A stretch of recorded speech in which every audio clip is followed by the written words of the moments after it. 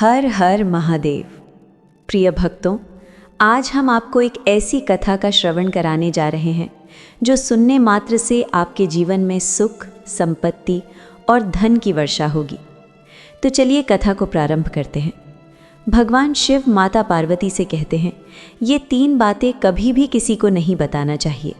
जो मानव ये 3 बातें नहीं बताते हैं वो इंसान कभी भी गरीब नहीं रहेगा। फिर माता पार्वती कहती हैं, हे प्राणनाथ, वो कौन सी 3 बातें हैं जिसे जान लेने से इंसान को कभी भी दुखों का सामना नहीं करना पड़ेगा। फिर भगवान शिव कहते हैं, हे देवी, आज मैं पृथ्वी लोक पर एक सन्यासी का रूप धारण करके ये 3 बातें बताने जा रहा हूँ। प्रिय भक्तों, कृपया आप इस कहानी को ध्यान से सुनें। अगर आप ये कहानी सुन रहे हैं तो पूरा सुनिए। इस कथा को आधा अधूरा छोड़कर जाने की गलती मत करिएगा, क्योंकि इस पवित्र कथा को पूरा सुनने से मन चाहे फल की प्राप्ति होगी। इसलिए इस कथा को पूरा सुने और आप अगर शिव भक्त हैं तो भोलेनाथ का अनादर ना करें। प्रिय भक्तों, प्राचीन समय की बात है। एक नगर में एक धनवान सेठ रहता था। उसके घर में किसी चीज़ की कोई कमी नहीं थी और उसका व्यापार बहुत अच्छा चल रहा था। उसकी पत्नी भी बहुत खुश रहती थी, क्योंकि सेठ हर महीने उसके लिए नए नए गहने खरीदता था और उसे बहुत प्रसन्न रखता था। प्रिय भक्तों, सेठ के घर के बगीचे में एक वट वृक्ष था। उस वट वृक्ष के नीचे सन्यासी अपना आसन बिछाकर ध्यान किया करते थे। सेठ और सेठानी दोनों सन्यासी की बहुत सेवा करते थे और उसकी देखभाल करते थे, क्योंकि वो सन्यासी कई सालों से उस वट वृक्ष के पास रह रहे थे। सेठ हर रोज़ सन्यासी को घर का भोजन देते थे और सन्यासी भी उनसे बहुत प्रेम करते थे। भगवान शिव जो सन्यासी थे वो बहुत खुश थे, क्योंकि उन्हें किसी चीज़ के लिए कहीं और नहीं जाना पड़ता था। सेठ और सेठानी हर रोज़ उन्हें स्वादिष्ट भोजन खिलाते थे। सेठ की पत्नी बहुत ही सरल और भोली स्वभाव की थी। उसकी आदत थी कि वो घर की हर बात बाहर वालों को बता देती थी। एक दिन सेठ की पत्नी ने अपने पति से पूछा, प्राणनाथ, आपका व्यापार कैसा चल रहा है? आप कैसे इतना मुनाफा कमाते हो? अपनी पत्नी का ऐसा सवाल सुनकर सेठ ने सारी बात बता दी।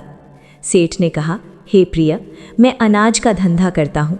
मैं चंबल की घाटी से अनाज खरीदता हूँ और उसे महंगे दामों में बेच देता हूँ। अपने पति की ये बात जानकर सेठानी बहुत प्रसन्न हुई। उसने सोचा, मेरे पति तो बहुत ही बुद्धिमान है। ये बात तो सारे नगर वालों को पता होनी चाहिए कि मेरे पति इतने बुद्धिमान हैं और इतना ज़्यादा धन कमाते हैं। प्रिय मित्रों, अब सेठ की पत्नी ने पूरे नगर में ये बात फैला दी कि उनके पति इस तरीके से पैसा कमाते हैं।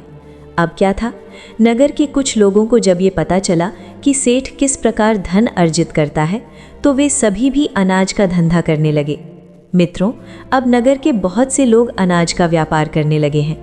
सेठ जो पहले कम दाम में अनाज खरीदता था, अब वही अनाज महंगे दामों में बिकने लगा है। सेठ का धंधा थोड़ा कम चलने लगता है, उसे मुनाफा नहीं होता और धीरे धीरे वो गरीब होता जाता है। सेठ का पूरा धंधा बैठ जाता है। ये देखकर वो बहुत चिंतित और दुखी हो जाता है। प्रिय भक्तों, एक दिन की बात है। सेठ अपने व्यापार की परेशानी से तंग आकर बगीचे में बैठा था। तभी भगवान शिव जो सन्यासी थे वो वहाँ आते हैं और कहते हैं, सेठ जी, क्या बात है, आज आप कुछ परेशान लग रहे हैं? तब सेठ बताता है, हे महात्मन, मेरा व्यापार बहुत मंदा चल रहा है। मुनाफा बहुत कम हो गया है, क्योंकि नगर के बहुत से लोगों ने अनाज का धंधा शुरू कर दिया है, जिससे मेरा धंधा बैठता जा रहा है। भगवान शिव जो सन्यासी थे, सेठ की बातें सुनकर कहते हैं, सेठ जी, क्या आपने किसी को बताया था कि आप किस प्रकार अपना धन अर्जित करते हैं, किस प्रकार आप अपनी जीविका चलाते हैं? तब सेठ कहता है, हाँ महात्मा जी, मैंने अपनी पत्नी को सारी बात बताई थी। वो मुझसे पूछ रही थी कि आप इतना धन कैसे कमाते हैं। तब मैंने उसे बताया था कि मैं अनाज का व्यापार करके धन अर्जित करता हूँ। प्रिय भक्तों, अब सन्यासी को सारी बात समझ में आ जाती है और सन्यासी कहते हैं, सेठ जी, आपने बहुत बड़ी गलती कर दी है। आपको सेठानी जी से ये बातें नहीं बतानी थी चाहिए थी। आज मैं आपको एक कहानी सुनाता हूँ और इस कहानी के माध्यम से बताऊंगा कि चाहे कितने भी करीबी इंसान हो, ये 3 बातें कभी किसी को नहीं बतानी चाहिए। इससे गरीबी आपके आसपास भी नहीं भटकेगी। प्रिय मित्रों, अब सन्यासी जो भगवान शिव थे वो अपनी कहानी प्रारंभ करते हैं। सन्यासी कहते हैं, सेठ जी, एक समय की बात है, एक नगर में एक गरीब आदमी रहता था। वो इतना गरीब था कि अपने परिवार के लिए ठीक से भोजन भी नहीं जुटा पाता था। फिर महात्मा कहते हैं, सेठ जी, गरीबी मनुष्य के लिए एक अपमानकारी बुक था। बिना धन के गृहस्थी और घर चलाना बहुत मुश्किल था। फिर सन्यासी आगे कहते हैं, सेठ जी, वो गरीब आदमी जैसे तैसे अपने घर वालों का पेट पाल रहा था। कभी उनको भोजन मिल जाता था तो कभी भूखे पेट ही सोना पड़ता था। एक दिन उस गरीब आदमी की पत्नी ने कहा, हमारे पास तो धन ही नहीं है, सुबह को खा लें तो शाम की उम्मीद नहीं है, शाम को खा लें तो सुबह की उम्मीद नहीं है। आखिर ऐसे कब तक चलेगा? मैं जैसे तैसे करके घर चला लूंगी, लेकिन आप धन कमाने के लिए परदेश चले जाइए। इस प्रकार से हमारे परिवार का गुजारा नहीं चलेगा। मनुष्य के पास चाहे कितना ही धन हो, लेकिन अगर उसके पास कोई काम नहीं है तो वो धन भी बेकार होता है। अगर हम कुछ नहीं करेंगे तो अपने बच्चों को कैसे पालें? भूखे मरने से अच्छा है कि किसी की छोटी मोटी मजदूरी ही कर ले। अब पत्नी के बार बार कहने पर वो गरीब आदमी धन कमाने की आस लेकर घर से निकल पड़ा। वो जंगलों के रास्ते से परदेश के लिए रवाना हुआ और चलते चलते वो एक जंगल में पहुंच गया। दूर की यात्रा तय करके जा रहा था। बेचारा थक चुका था तो उसने देखा कि आगे एक छायादार बरगद का पेड़ है। उस पेड़ की लंबी लंबी शाखाएं थीं, उसकी जड़ें जमीन को छू रही थीं। शीतल छाया देखकर वो बेचारा गरीब आदमी उस पेड़ के नीचे बैठकर आराम करने लगा। प्रिय भक्तों, सन्यासी आगे कहते हैं, वो गरीब आदमी उस बरगद के नीचे आराम से लेटा हुआ था। तभी उसने देखा कि कहीं से एक सांप आया और वो सांप उसी पेड़ पर चढ़ गया। गरीब आदमी उस सांप को गौर से देख रहा था। सोचने लगा कि ये सांप इस बरगद पर क्यों चढ़ रहा है और अब क्या करेगा। तभी उसने देखा कि उस पेड़ की डाल पर तोता और मैना का घोंसला था और उस घोंसले में तोता और मैना के बच्चे रखे हुए थे। सांप को देखकर तोता और मैना के बच्चे डर के मारे चिल्लाने लगे। वो गरीब आदमी देखते ही समझ गया कि ये दुष्ट सांप इन बच्चों को खाने आया है। वो सोचने लगा कि मैंने तो इन बच्चों को देख लिया है, अगर अब मैं इन्हें नहीं बचाता हूँ तो मुझे बहुत पाप लगेगा। बच्चे तो बच्चे ही होते हैं, चाहे वे इंसान के हों या किसी पक्षी के। बच्चों की हमेशा रक्षा करनी चाहिए। उधर सर्प उन बच्चों के पास पहुंच जाता है। तभी वो गरीब आदमी उठता है और फटाफट बरगद के पेड़ पर चढ़ जाता है। उसने उस सर्प को मार गिराया और नीचे फेंक दिया। फिर उसी बरगद के नीचे आकर लेट गया। तोता और मैना के बच्चे अपनी रक्षा करने वाले उस गरीब आदमी को मन ही मन बहुत दुआएं देने लगे। मित्रों, उसी समय तोता और मैना अपने बच्चों के पास आते हैं। अपने माता पिता को पास आया देख तोता और मैना के बच्चे बहुत खुश होते हैं और उन्हें पूरी घटना बताते हैं कि आज इस वृक्ष के नीचे जो इंसान लेटा है वो हमारे लिए देवदूत बनकर आया है। हमें खाने के लिए एक भयंकर सर्प आया था और इसी इंसान ने उस भयानक सर्प को मारकर हमारे प्राण बचाए हैं। हम इसके ऋणी हो गए हैं। अगर ये इंसान उस सर्प को नहीं मारता तो आज हम घोंसले में जीवित नहीं होते। इसका हम पर बड़ा एहसान हो गया है। अपने बच्चों के मुख से उस मुसाफिर की प्रशंसा सुनकर तोता और मैना बहुत खुश होते हैं। तोता और मैना उस गरीब आदमी के पास जाते हैं और कहते हैं, हे मनुष्य, तुमने आज हमारे बच्चों की जान बचाकर हमें अपना ऋणी बना लिया है। आप कौन हो और कहाँ जा रहे हो? तोता और मैना के पूछने पर वो गरीब आदमी कहता है, हे पक्षियों, मैं एक गरीब आदमी हूँ और धन कमाने के लिए परदेश जा रहा था। सफर का थका हारा था तो इस बरगद की छाया में बैठकर आराम करने लगा। तभी मैंने देखा कि एक दुष्ट सर्प तुम्हारे बच्चों को खाने के लिए तुम्हारे घोंसले के पास जा रहा था और मैंने उसे मार डाला। फिर तोता और मैना बोले, भाई, तुमने हम पर बहुत बड़ा उपकार किया है। संसार में सबसे बड़ी खुशी बच्चों से होती है और बच्चों से अधिक प्रिय तो किसी को कोई नहीं होता। आप भी तो धन कमाने अपने बच्चों के लिए ही जा रहे हैं। अब आपने हमारे बच्चों की जान बचाई है तो हम आपके बच्चों की भूख मिटाना चाहते हैं। तब उन्होंने बताया कि हम दोनों तोता और मैना नाम के पक्षी हैं। हम हमेशा कीमती मोती खाते हैं और हमने सुना है कि ये मोती मनुष्यों के लिए बहुत मूल्यवान होते हैं। हम तुम्हें कुछ मोती देते हैं, तुम उन्हें बेचकर बाजार से कुछ खाने पीने का सामान ले आओ और आज से तुम यहीं रहकर हमारे बच्चों की देखभाल करते रहना और हम तुम्हें इसी तरह से रोज ये कीमती मोती लाकर देते रहेंगे।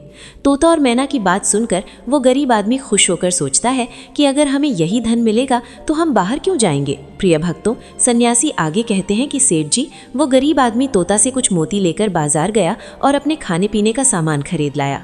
उस वृक्ष के नीचे उसने एक झोपड़ी बना ली और वहीं रहने लगा और तोता मैना के बच्चों की देखभाल करने लगा। अब तो तोता और मैना निश्चिंत हो गए क्योंकि उन्हें उनके बच्चों की देखभाल के लिए एक इंसान मिल गया था। बच्चों की रक्षा करने वाला मिल गया था। अब वे निश्चिंत होकर भोजन के लिए सुबह अपने घोंसले से उड़ जाते थे और शाम को लौट कर आते थे। अपने बच्चों को घोंसले में सुरक्षित देखकर वे बहुत खुश होते थे और उस गरीब आदमी का धन्यवाद करते थे और उसे कुछ मोती लाकर दे देते थे। इस तरह से धीरे धीरे तोता और मैना की नौकरी करते हुए उस गरीब आदमी को 2 महीने बीत गए थे। इधर तोता और मैना के बच्चे भी बड़े हो गए। अब उस गरीब आदमी को अपनी पत्नी और बच्चों की याद आने लगी। एक दिन उसने तोता और मैना से कहा कि हम अपने घर जाना चाहते हैं, पता नहीं हमारी पत्नी और बच्चे कैसे हैं। तब तोता और मैना बोले, हे भाई, अब तुम निश्चिंत होकर अपने घर जाओ और अपने बच्चों के साथ रहो। हमारे बच्चे भी अब उड़ने के काबिल हो गए हैं और अब उन्हें कोई भय नहीं है। तुम अपनी पत्नी और बच्चों को देखो, अगर कभी तुम्हें हमसे मिलने का मन हो तो इसी स्थान पर आ जाना। प्रिय भक्तों, इतना कहकर तोता और मैना उस गरीब आदमी को ढेर सारे मोती दे देते हैं। अब वो गरीब व्यक्ति उन मोतियों को अपने साथ लेकर अपने घर पहुंच जाता है। उसने वो मोती अपनी पत्नी को दिखाए तो उसकी पत्नी बहुत प्रसन्न हुई और उसने पूछा, पतिदेव, तुम ये कीमती मोती कहाँ से लेकर आए हो? तब उस आदमी ने बताया कि मैं बीते 2 महीनों से एक तोता और मैना की नौकरी कर रहा था और उन्हीं ने मुझे ये कीमती मोती दिए हैं। ये मोती बहुत कीमती और अनमोल हैं। इन्हें बेचकर हम अपना घर और बड़ा बनवाएंगे, अपने बच्चों को अच्छे वस्त्र लाकर देंगे और तुम्हारे लिए भी नए नए गहने बनवाएंगे। प्रिय भक्तों, भगवान शिव सन्यासी रूप में कहते हैं, सेठ जी, अब वो आदमी उन मोतियों को बेचकर बाजार से अपने घर का सारा ज़रूरी सामान ले आया और अपना नया घर बनवाने लगा और अब वो आराम की ज़िंदगी जीने लगा। प्रिय भक्तों, तभी कुछ समय बाद उस नगर के राजा प्रताप सिंह एक अजीब रोग से ग्रसित हो गए। नगर में दूर दूर से बड़े बड़े वैद्य राजा को देखने आए और अपने अपने तरीके से इलाज शुरू कर दिया, लेकिन राजा के स्वास्थ्य में कोई सुधार नहीं हुआ। जब किसी के इलाज से राजा ठीक नहीं हुए तो एक वैद्य ने राजा से कहा, महाराज, आपकी जिंदगी बच सकती है। अगर आपको तोते के बच्चे का मांस मिल जाए तो आप हमेशा के लिए ठीक हो जाएंगे। इस प्रकार वैद्य की बात सुनकर राजा प्रताप सिंह ने अपने राज्य में घोषणा करवा दी कि जो कोई उसे तोता लाकर देगा उसे सोने के सिक्के दिए जाएंगे। प्रिय भक्तों, धीरे धीरे ये बात पूरे राज्य में फैल गई। सब लोग तोते की तलाश में इधर उधर लग गए, पर किसी को भी तोता नहीं मिला। एक दिन उस गरीब आदमी की स्त्री अपने पड़ोस में कुछ स्त्रियों के साथ बैठकर बात कर रही थी। कुछ घर गृहस्थी की बातें हो रही थीं और बातों ही बातों में तोते की चर्चा छिड़ गई। एक स्त्री बोली, बहन, क्या तुम्हें पता है कि राजा साहब ने तोते का बच्चा लाने का आदेश दिया है? अब तुम ही बताओ, क्या तोता लाना कोई आसान काम है? जब उस गरीब आदमी की पत्नी ने सुना कि राजा साहब बीमार हैं और उन्होंने घोषणा की है कि जो कोई उन्हें तोते का बच्चा लाकर देगा तो उसे सोने के सिक्कों से मालामाल कर देंगे, ये सुनकर उस गरीब आदमी की पत्नी ने कहा, अरे बहनों, तोता लाना कौन सी बड़ी बात है? मेरे पति तो 2 महीने तोता और मैना की नौकरी करके आए हैं, वो एक नहीं कई तोते ला सकते हैं। इतना कहने के बाद वो घर चली गई। नगर की स्त्रियों ने उसकी बात सुनी और अपने पतियों से बताई और धीरे धीरे ये बात पूरे नगर में फैल गई। राजा ने भी सुना कि उनके राज्य में एक व्यक्ति है जो तोता और मैना के पास नौकरी करके आया है। राजा ने अपने सैनिकों को आदेश दिया कि उस आदमी को पकड़कर लाएं और उससे कहे कि वो एक तोता का बच्चा लाकर दे। राजा ने कहा, इसके बदले हम तुम्हें मुंह मांगा इनाम देंगे। ये सुनकर वो आदमी घबरा गया और बोला, महाराज, आप मेरे प्राण ले लो, पर मैं आपको तोते का बच्चा लाकर नहीं दे सकता। मैंने तो उनकी जान बचाई थी। एक रक्षक भला भक्षक कैसे बन सकता है? उसके इनकार करने पर राजा प्रताप सिंह बहुत नाराज हुए और बोले, अगर तुमने हमारी बात नहीं मानी और तोते का बच्चा लाकर नहीं दिया तो हम तुम्हारी पत्नी और बच्चों को मरवा देंगे। प्रिय भक्तों, फिर भगवान शिव रूपी सन्यासी कहते हैं कि मनुष्य सबसे ज्यादा कमजोर तब पड़ता है जब उसके बच्चों की सुरक्षा की बात आती है। ऐसे में वो कुछ भी करने को मजबूर हो जाता है। और राजा की बात सुनकर वो गरीब आदमी बहुत घबरा गया। उसने सोचा कि अब मुझे किसी भी तरह तोते का बच्चा लाकर राजा को देना ही होगा। वो घर आया और अपनी पत्नी को डांटने लगा कि तुमने ये क्या कर दिया? तुम्हें बिल्कुल भी समझ नहीं है हम क्या करते हैं और कहाँ जाते हैं। तुमने ये बातें नगर की स्त्रियों से क्यों कहीं? धीरे धीरे ये बात राजा प्रताप सिंह तक पहुँच गई। अब बताओ मैं क्या करूँ? जिन तोता और मैना ने हमें खाने को भोजन, रहने को नया घर और पहनने को अच्छे वस्त्र दिए, मैं उनके साथ गद्दारी कैसे कर सकता हूँ? तुमने ये बात उन महिलाओं को बताकर बहुत बड़ी भूल की है। वो व्यक्ति कहता है कि अपने घर की कुछ बातें दूसरों से कभी नहीं कहनी चाहिए। पहली बात, आपके घर में कितना धन है और आपकी कमाई का स्रोत क्या है, ये बातें दूसरों से कभी नहीं बतानी चाहिए। दूसरी बात, घर में आपसी प्रेम की बातें, पति के प्रेम की बातें बाहर वालों के सामने नहीं करनी चाहिए। तीसरी बात, आपसी लड़ाई झगड़े, मतभेद, मान अपमान की बातें कभी दूसरों के सामने नहीं करनी चाहिए, वरना लोग हमारी गुप्त बातें जानकर, हमारी कमजोरी को समझकर हमारा फायदा उठाते हैं। चौथी बात, अपनी कमजोरी दूसरों के सामने न बताएं और अपनी उन्नति का राज किसी को न बताएं। जिन बातों के कहने से आपके परिवार पर दुख आ सकता है, वे बातें कभी बाहर नहीं करनी चाहिए। खासकर उन बातों को अपनी स्त्री से न कहें जिन बातों से घर की मान और प्रतिष्ठा नष्ट होती हो, परिवार पर संकट आता हो, किसी की जान जाती हो, परिवार में फूट पड़ती हो या आपके रिश्ते खराब होते हो, क्योंकि कहते हैं कि स्त्रियों के पेट में इस तरह की बातें पचती नहीं है। अब वो गरीब आदमी अपनी पत्नी से बोला, तुम्हारी ये गलती आज हमारे परिवार को मौत के मुंह में डाल रही है। यदि तुमने इस बात को छुपा लिया होता तो आज हम निर्भय होकर अपने घर में आनंद की जिंदगी जी रहे होते। अब राजा की आज्ञा है तो तोते का बच्चा लाकर राजा को देना ही पड़ेगा, लेकिन ऐसा करने से मैं पापी कहलाऊंगा। जिन बच्चों की मैंने इतने दिन देखभाल करी, जिन्हें मैंने मरने से बचाया, अब मैं उन्हें किस प्रकार मौत के मुंह में डाल सकता हूँ। तब उसकी पत्नी बोली। पत्नी कहने लगी, पतिदेव, अब जो भी हो, लेकिन हमें अपनी और बच्चों की जिंदगी बचानी है तो आपको ये पाप करना ही पड़ेगा।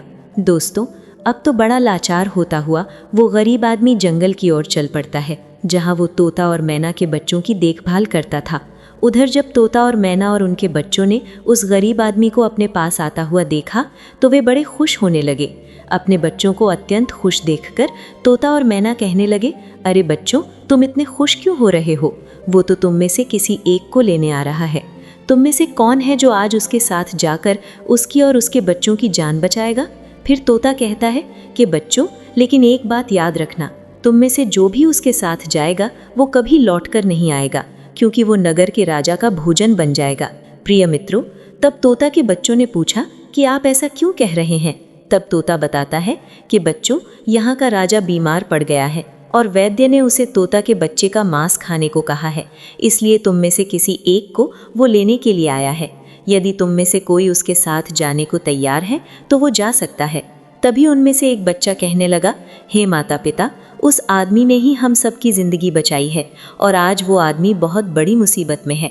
ऐसे में हमें भी उसकी मदद करनी चाहिए, चाहे हमारी जान ही क्यों ना चली जाए, लेकिन हम उसके साथ ज़रूर जाएंगे। उधर वो आदमी उस बरगद के वृक्ष के नीचे आता है और तोता मैना से अपना दुख बताता है।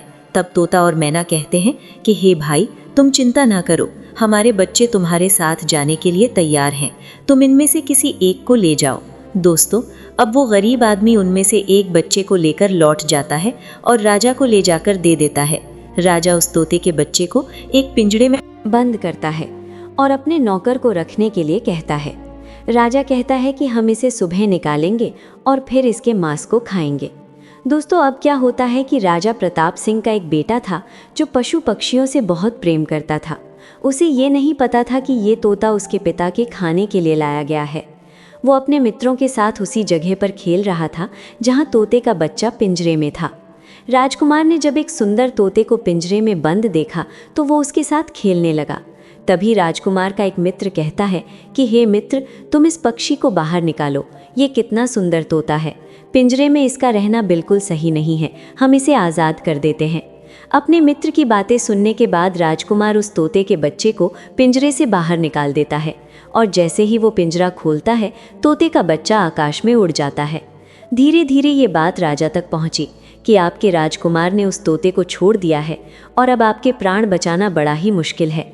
ये सुनकर राजा को बहुत गुस्सा आया और उन्होंने तुरंत राजकुमार को बुलाया और गुस्से में कहा, अरे नादान पुत्र, तूने उस तोते के बच्चे को क्यों छोड़ दिया? राजकुमार बहुत घबरा गया और बोला, पिताजी, मुझे क्या पता था कि वो उड़ जाएगा, मुझे तो उसके साथ खेलना था। अपने पुत्र की बात सुनकर राजा को और भी गुस्सा आया और उन्होंने उसे नगर से निकालने का आदेश दे दिया। मित्रों, अब राजा के सैनिक राजकुमार को नगर की सीमा से बाहर छोड़ देते हैं। उधर वो तोते का बच्चा उड़कर अपने माता पिता के पास पहुंचता है और उन्हें सारी बात बताता है कि राजा के बेटे ने उसे आज़ाद कर दिया है। तोता और मैना ने जब अपने बच्चे को देखा तो कहा, पुत्र, राजा के बेटे ने तुम्हें तो आज़ाद कर दिया, लेकिन वो खुद संकट में फंस गया है। उसके दुष्ट पिता ने उसे नगर से बाहर निकाल दिया है। अब उसकी ज़िंदगी की जिम्मेदारी तुम्हारे ऊपर है, तुम जाओ और उसकी मदद करो। फिर वो तोते का बच्चा राजकुमार की मदद करने के लिए उसके पास पहुंच जाता है। राजकुमार उसे देखते ही पहचान लेता है कि ये तो वही पक्षी है जिसे मैंने पिंजरे से आज़ाद किया था। राजकुमार कहता है, तुम्हारी वजह से मुझे मेरे पिता ने नगर से निकाल दिया है, अब तुम ही बताओ मैं क्या करूं, कहाँ जाऊं? तोता कहता है, मित्र तुम चिंता मत करो, तुमने मेरी जान बचाई थी इसलिए मैं तुम्हारी मदद करने आया हूँ। सुख दुख में अब मैं तुम्हारे साथ ही रहूंगा। ये सुनकर राजकुमार खुश हो जाता है, क्योंकि उसे कम से कम एक साथी तो मिल ही गया था। अब तोता और राजकुमार दोनों एक दूसरे नगर में घूमने लगते हैं और चलते चलते वे दोनों एक सुंदर बगीचे में पहुंच जाते हैं। और उसी बगीचे में वहां के राजा की पुत्री भी अपनी सहेलियों के साथ घूमने आया करती थी। उस राज्य के राजा की कन्या का नाम रूपमती था। राजकुमारी रूपमती बहुत ही सुंदर थी और उसकी खूबसूरती की चर्चा पूरे नगर में होती थी। राजकुमार और तोता उस बगीचे में बैठे हुए थे कि तभी वहां राजा की कन्या रूपमती अपनी सहेलियों के साथ बगीचे में घूमने आती है। राजकुमारी को देखकर राजकुमार वृक्ष के पीछे छुप जाता है और तोता राजकुमारी के सामने पहुंच जाता है। राजकुमारी उस सुंदर तोते को देखकर मोहित हो जाती है और वो उसे पकड़ना चाहती है, लेकिन तोता उसकी पकड़ में नहीं आता और यहाँ राजकुमार राजकुमारी रूपमती की सुंदरता पर मोहित हो जाता है। कुछ समय बगीचे में टहलने के बाद राजकुमारी अपने महल में लौट जाती है, पर राजकुमार पूरी तरह से राजकुमारी पर मोहित हो गया था। अब तो उसे एक पल भी अच्छा नहीं लग रहा था। तब तोते ने कहा, मित्र तुम चिंता मत करो, तुम जिसे चाहने लगे हो मैं तुम्हें उससे मिलवा दूंगा। राजकुमार बोला, मित्र तुम मुझे किसी भी तरह उस राजकुमारी से मिला दो, मैं उसके बिना अब रह नहीं पाऊंगा। तोता बोला, मित्र तुम मुझ पर भरोसा रखो, मैं पता लगा कर आता हूँ कि राजकुमारी कहाँ रहती है और तुम उससे कैसे मिल सकते हो। प्रिय भक्तों, अब तोता राजकुमारी रूपमती के पास जाता है। राजकुमारी के महल में चारों तरफ सैनिक तैनात थे, लेकिन तोता उड़ता हुआ ऊपर से जाता है और जाकर राजकुमारी के कक्ष के बाहर बैठ जाता है। तोता वहां से सब नज़ारा देखता है और सारी बात आकर राजकुमार को बताता है कि महल में जाकर राजकुमारी से मिलना बहुत मुश्किल है। तोता कहता है, तुम एक काम करो, अपना रुमाल मुझे दे दो, मैं तुम्हारा रुमाल आज राजकुमारी के पास पहुंचा दूंगा और उसकी चुनरी ले आऊंगा। प्रिय भक्तों, अब रात में तोता राजकुमार का रुमाल लेकर राजकुमारी के पास रखाता है और राजकुमारी की चुनरी साथ ले जाता है। सुबह जब राजकुमारी रूपमती जागती है तो देखती है कि उसकी चुनरी गायब है और उसके पास एक रुमाल रखा हुआ है। राजकुमारी तुरंत समझ जाती है कि रात में कोई पुरुष उसके कक्ष में आया था। उसने देखा कि उसकी चुनरी गायब है और उसकी जगह किसी पुरुष का रुमाल रखा हुआ है। राजकुमारी बहुत व्याकुल हो जाती है और अपने सभी सिपाहियों को सावधान कर देती है। वो सिपाहियों से पूछती है कि रात में उसके पास कौन आया था, लेकिन किसी के पास कोई जवाब नहीं होता। अब राजकुमारी के कक्ष की सुरक्षा और बढ़ा दी जाती है। विवाह करना चाहता हूँ, अगर तुम्हें मुझसे मिलना है तो तुम अपने बगीचे में आ जाना, मैं तुम्हें वहां मिल जाऊंगा। अब राजकुमारी अपनी सहेलियों को लेकर बगीचे में जाती है, लेकिन वहां उसे कोई पुरुष नजर नहीं आता। वहां तो सिर्फ वही तोता घूम रहा होता है जिसे उसने उस दिन देखा था। तोता राजकुमारी से कहता है, राजकुमारी तुम जिसे देख रही हो मैं तुम्हें उससे मिला सकता हूँ, लेकिन पहले तुम मुझे वचन दो कि तुम ये बात अपने पिता से नहीं कहोगी और मेरे मित्र को बंदी नहीं बनाओगी। राजकुमारी ने वचन दिया कि वो उसे बंदी नहीं बनाएगी। मुझे उससे मिलाओ, मैं भी देखना चाहती हूँ कि वो कौन है जो इतने सख्त पहरे के बावजूद भी मेरे कक्ष में पहुंच गया। तब तोता ने अपने मित्र राजकुमार को बुलाया। प्रिय भक्तों, राजकुमार भी देखने में बहुत सुंदर था। उसकी सूरत देखकर राजकुमारी भी उस पर मोहित हो गई। तब राजकुमार आता है और राजकुमारी के पास बैठकर बड़े ध्यान से उसके सुंदर चेहरे को निहारने लगता है। राजकुमारी ने पूछा, तुम कौन हो और इतने कड़े पहरे के बाद भी तुम मेरे कक्ष तक कैसे पहुंच गए? तब राजकुमार बोला, जब दिल में प्रेम होता है तो कोई भी कार्य असंभव नहीं होता। जब से मैंने तुम्हें देखा है तब से मैं तुम्हें प्रेम करने लगा हूँ और तुमसे विवाह करने की इच्छा रखता हूँ। प्रिय भक्तों, जब राजकुमारी ने पूछा कि तुम कौन हो और कहाँ से आए हो, तब राजकुमार ने अपनी पूरी कहानी उसे सुनाई।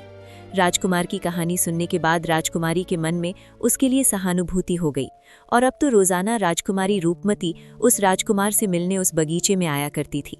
एक दिन राजकुमारी ने कहा, राजकुमार, मेरे पिता तुम्हारे साथ मेरा विवाह कभी नहीं करेंगे, इसलिए मैं तुम्हारे साथ भाग चलती हूँ और कहीं दूसरी जगह चलकर हम अपना विवाह कर लेंगे और आनंद पूर्वक रहेंगे। प्रिय भक्तों, अब वही होता है। राजकुमारी उस राजकुमार के साथ घोड़े पर सवार होकर भाग जाती है और काफी दूर जाने के बाद वे एक झोपड़ी बनाते हैं और विवाह करके दोनों साथ रहने लगते हैं। दोनों को रहते रहते बहुत समय बीत जाता है और वो तोता भी उन्हीं के साथ रहता है। मित्रों, भगवान शिव सन्यासी रूप में कहते हैं, सेठ जी, एक दिन राजकुमार की झोपड़ी में किसी तरह से आग लग जाती है और उसी आग को बुझाने के चक्कर में उस तोते का एक पंख जल जाता है। तब तोते ने कहा, देखो मित्र, अब आप अपने घर चले जाइए। अब आपके पिता का गुस्सा भी शांत हो चुका होगा और आपके पिता आपसे कुछ नहीं कहेंगे।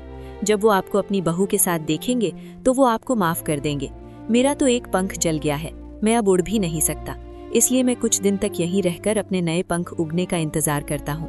जब मेरा पंख दोबारा उग जाएगा तो मैं आपसे मिलने के लिए जरूर आऊंगा। इस प्रकार से वो दोनों, राजकुमार और उसकी पत्नी, अपने नगर के लिए चल देते हैं। चलते चलते रास्ते में एक नदी पड़ती है। उस नदी पर एक नाविक नाव चलाता था।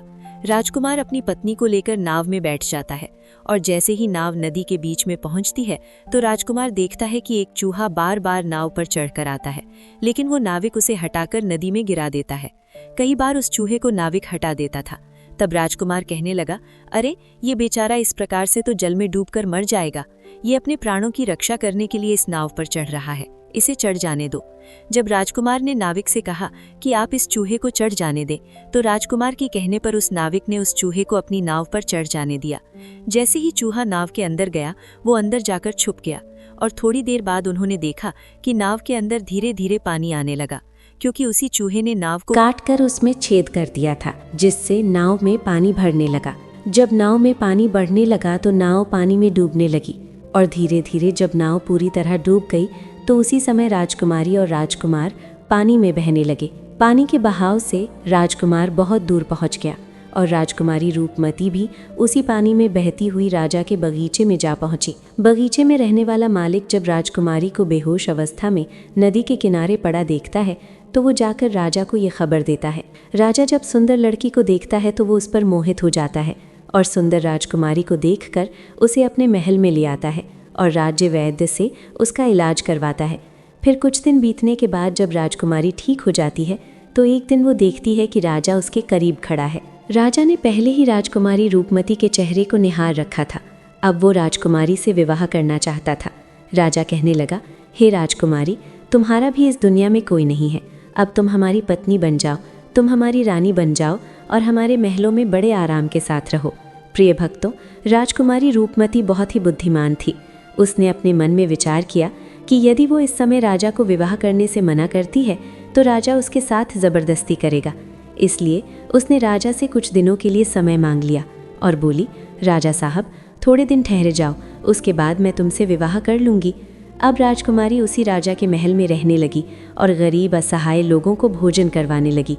उधर अब क्या होता है कि उसका जो पति था राजकुमार, जो पानी में बह गया था, वो बेचारा मुसीबत का मारा हुआ इधर उधर घूमता हुआ उसी जगह पर भोजन की तलाश में पहुंच जाता है जहां राजकुमारी गरीबों को भोजन कराती थी। वहीं राजकुमार भी पहुंच गया। राजकुमारी ने उसे देखते ही पहचान लिया और उसकी आंखों से आंसू छलक आए। राजकुमारी रूपमती ने तोता को देखा तो उसकी आंखों से आंसू छलक आए। उन्होंने तोता को पूरी कहानी सुनाई कि वे इस प्रकार से यहाँ फंस चुके हैं और राजा को भी नहीं पता कि वे पति पत्नी हैं। तब तोता कहने लगा, हे राजकुमार, आप चिंता मत करो। आज रात जब राजा के सभी सैनिक सो जाएंगे तब हम तुम्हें यहाँ से निकालकर तुम्हारे पिता के घर पहुँचा देंगे। प्रिय भक्तों, फिर क्या, वही हुआ जो होना था। जब रात होती है तो राजा के सभी सिपाही गहरी नींद में सो जाते हैं और जब सभी सैनिक सो गए तो उसी समय राजकुमारी और राजकुमार महल से निकल पड़े। रात के अंधेरे में वे राजकुमार अपने पिता प्रताप सिंह के राज्य में पहुंच गया। राजकुमार अपनी पत्नी को साथ लेकर अपने पिता के पास पहुंचा तो उन्हें देखकर राजकुमार का पिता बहुत प्रसन्न हुआ और उसे अपनी करनी पर पश्चाताप हुआ कि उसने अपने पुत्र को नगर से निकालकर बहुत बुरा किया। वो बार बार अपने पुत्र से क्षमा मांगता है। तब राजकुमार ने बताया, हे पिताजी, मेरी रक्षा उसी तोते ने की जिसे आप मारकर खाना चाहते थे। उसी ने मेरे प्राण बचाए हैं और मुझे शत्रुओं से छुटकारा दिलाया है। राजकुमार के मुख से तोते की बात सुनकर राजा बहुत प्रसन्न हुआ और उसी दिन से राजा ने प्रण किया कि आज से हमारे राज्य में कोई भी पशु पक्षियों को नहीं मारेगा और सभी लोग उन्हें दाना देंगे। प्रिय भक्तों, भगवान शिव रूपी सन्यासी ने सेठ से कहा कि देखा सेठ जी, इस प्रकार कुछ बातें बताने पर जीवन में घोर संकट आ सकता है, इसलिए ये बातें किसी को भी नहीं बताना चाहिए। जैसे आपने अपनी पत्नी को बताया कि आप किस प्रकार धन अर्जित करते हैं और आज आपका व्यापार खतरे में है। प्रिय भक्तों, सेठ जी को अपनी गलती का एहसास होता है और वो अपनी पत्नी को समझाते हैं कि तुम इन बातों को किसी को मत बताया करो। फिर भगवान शिव कहते हैं, हे देवी, हमारी आज की ये कथा यहीं समाप्त होती है। तो प्रिय भक्तों, उम्मीद है कि आप सभी को ये वीडियो अच्छी लगी होगी। अगर वीडियो अच्छी लगी है तो चैनल को सब्सक्राइब और वीडियो को लाइक करके कमेंट में हर हर महादेव ज़रूर लिख दीजिए। आप सभी का बहुत बहुत धन्यवाद। हर हर महादेव। जय माँ पार्वती।